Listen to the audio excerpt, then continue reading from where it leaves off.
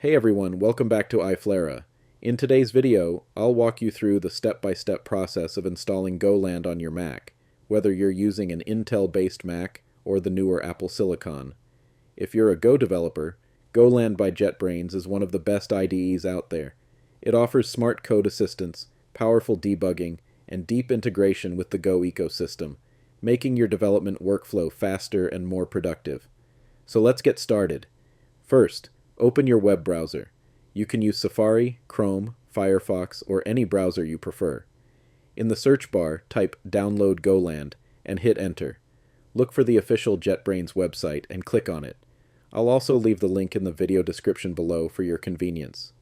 Once you're on the GoLand download page, choose the version that matches your Mac, either Intel or Apple Silicon, and click the Download button.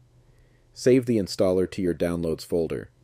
Depending on your internet speed, this may take a few moments.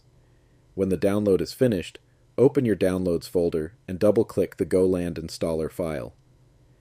A new window will appear. Just drag and drop the GoLand icon into the Applications folder. This will install GoLand on your Mac. Once done, you can close the window and move the installer to the trash. Now open Finder, go to Applications and find GoLand. Double-click to launch it. If you get a warning that says, GoLand is an app downloaded from the internet, are you sure you want to open it? Just click Open to continue. When GoLand launches for the first time, you'll need to accept the user agreement. Click Continue to proceed. If you already have a JetBrains account or license key, click Activate Code and enter your info. If not, no worries, just choose Start Free Trial to use GoLand for free. And that's it.